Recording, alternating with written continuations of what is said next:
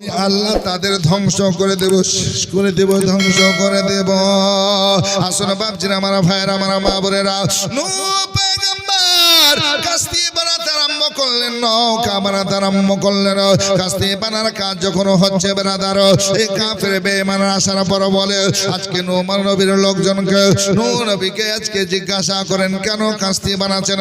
এখন তো পানি দেখা যায় না, কেন বানাচ্ছেন, কেন বানাচ্ছেন? বলছেন আল্লাহর গজব আসবে, আল্লাহ পাক সুবহানাহু ওয়া তাআলা পানি দিবেন, এমন পানি দেবেন, এই বন্যার পানিতে সবকে ডুবিয়ে শেষ করে দেবে। আমার আল্লাহ পাক সবাইকে ধ্বংস করে দেবে। যারা আমার কাস্তি আসবে, নৌকাতে আসবে, তারাই ভালো থাকবে। নূহ পয়গম্বর কাস্তি বানার কাজ যখন হয়ে গেল, আমার আল্লাহ পাক, আল্লাহ তাআলা যখন বললেন, ওগো পয়গম্বর নূহ নবী, শোনো শোনো, এবার আমার সেই পানি ছাড়বো, এবার আমার ওই পানি আসবে, আমার গজব আসবে। আল্লাহু আকবার কাবীরা। তোমার উম্মত উম্মতিদেরকে ডেকে নাও, যারা নৌকায় আশ্রয় দিবে তাদের ডেকে নাও। এ বাবা জীবনেরা, আমার মা বোনের আগে একটু মহব্বতের সঙ্গে শুনুন।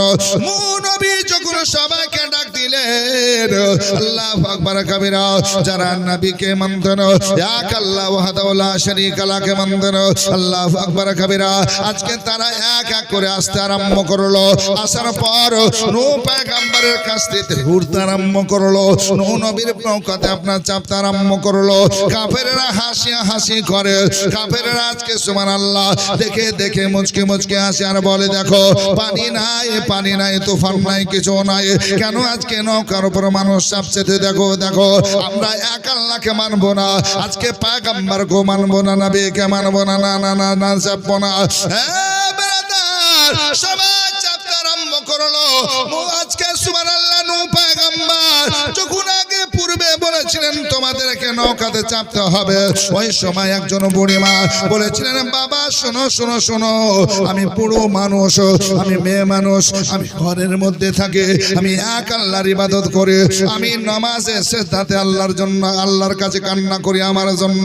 ওগো পয়গম্বর নূহ নবী, যখন ওই বন্যা আসবে আমাকে নিয়ে যাবেন, আমাকে খবর দেবেন, আমিও আপনার নয়ে চাপবো, কাস্তিতে চাপবো, আমি আপনার নৌকাতে চাপবো, কাস্তিতে চাপবো, বুড়িমা একজন বলেছিলেন। আল্লাহু আকবার। আর মুসা, আজকে সুবহানাল্লাহ, হযরত নূহ পয়গম্বর বলেছিলেন, ওগো আল্লাহর বান্দে শোনো, যখন এই ঘটনা ঘটবে আমি তোমার সঙ্গে ওয়াদা করলাম, আমি কি করব, তোমাকে নিয়ে যাব, আমার কাস্তি আমার নৌকাতে চাপিয়ে নেব। জোরে বলুন সুবহানাল্লাহ। আসুন বেরাদার, আল্লাহর পয়গম্বর নূহ নবী, আল্লাহর হুকুম যখন চলে আসলো বাবা, আল্লাহর হুকুমে আজকে ডাকতে আরম্ভ করলেন। সবাই জানে এক জায়গায় হওয়ার পর এবার কাস্তিতে ওই নৌকাতে চাপতে আরম্ভ করলো। যখন চেপে গেল, এমন সময় আমার আল্লাহর সে বন্যা যখন ছেড়েছে বেরাদার, পানির আযাব ছেড়েছে রে বাবা, এই পানি বাড়তে আরম্ভ হয়ে গেল।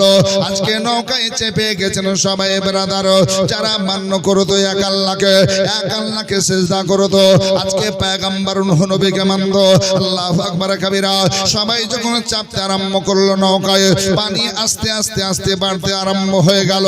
তারা তখন হাসে, শোনো শোনো, যতই পানি হোক না কেন, আমরা পাহাড়ের উপরে চলে যাব, পাহাড়ের উপরে চলে যাব, ও ছোট বিল্ডিং এর উপরে চাপবো, পানি আমাদের কিছু ক্ষতি করতে পারবে না।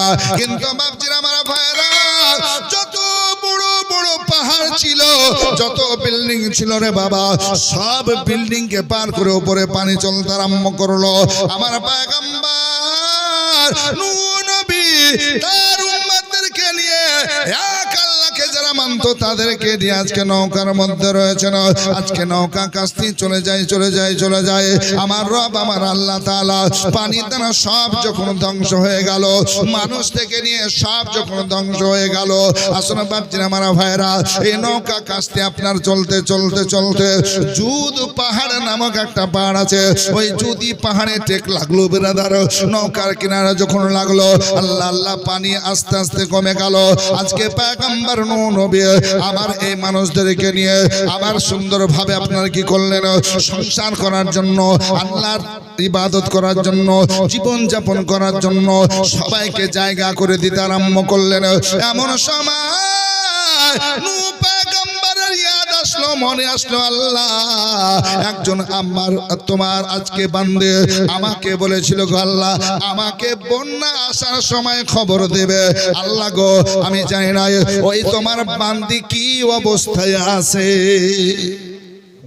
আসুন বেরাদার হযরতে নূহ পয়গম্বর এক কদম দুই কদম করে ওই বুড়িমার যেখানে ঘর ছিল বাড়ি ছিল বেরাদার ছোট্ট ঝুপড়ি কুড়ো ঘর আল্লাহ আল্লাহ এক কদম দুই কদম করে যেতে আরম্ভ করলেন। হযরতে নূহ পয়গম্বর যখন সঙ্গের সাথে নিয়ে তিনার আশিকানদেরকে নিয়ে চলতে আরম্ভ করলেন এক কদম দুই কদম করে যখন পৌঁছালেন ওই ঘর এখনো সালামত রয়েছে। জোরে বলুন সুবহানাল্লাহ।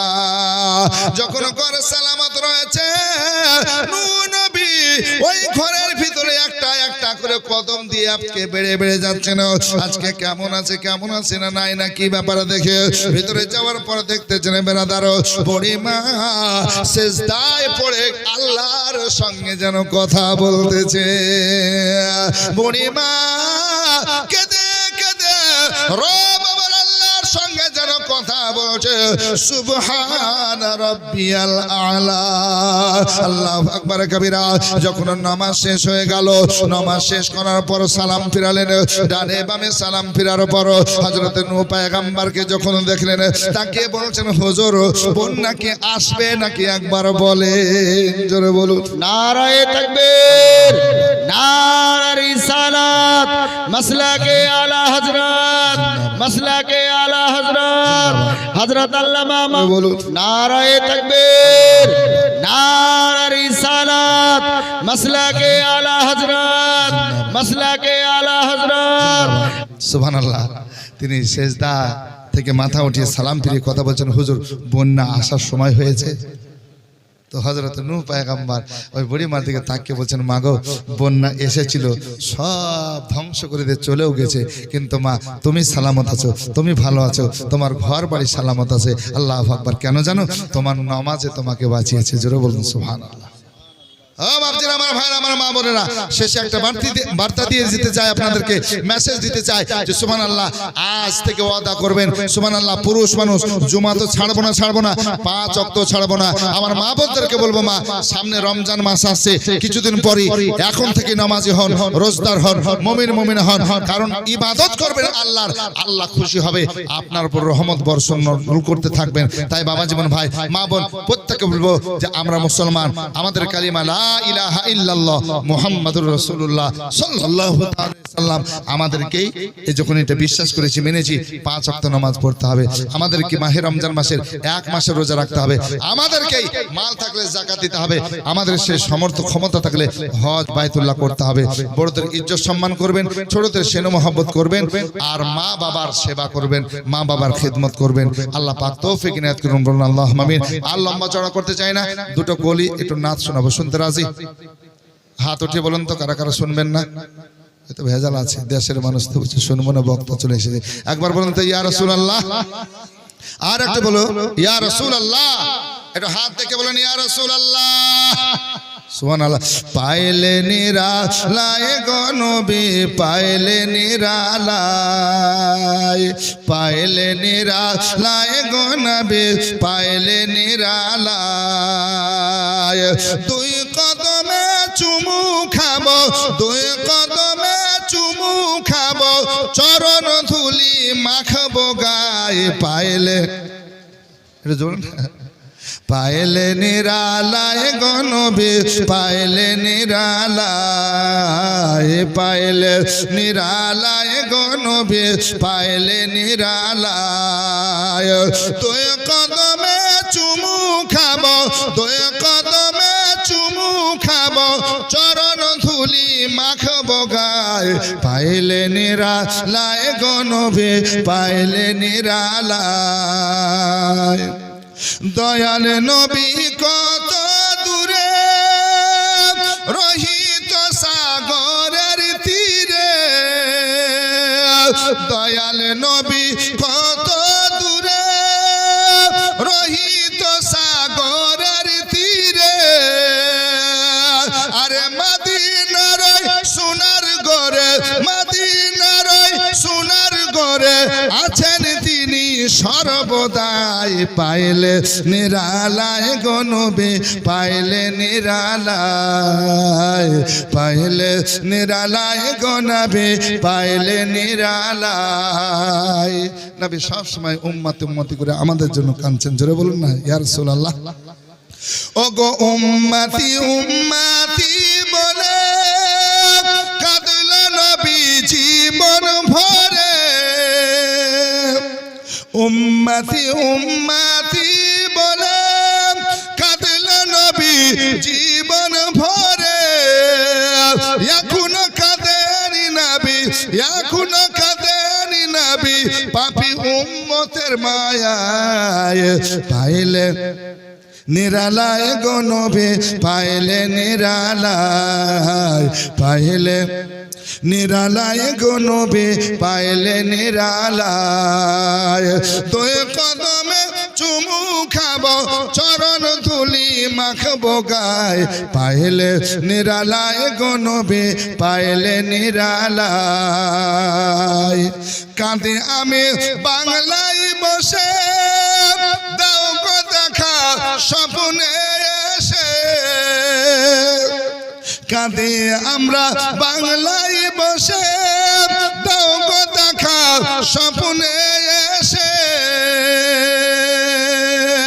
কাঁদি একা বসে বসে আপনাকে পাওয়ার আশায় পাইলে নিরালায় গো নবী পাইলে নিরালায় পাইলে নিরালায় গো নবী পাইলে নিরালায় দুই কদমে চুমু খাবো চরণ ধুলি মাখবো গায়ে পাইলে নিরালায় গো নবী পাইলে নিরালায়। যাও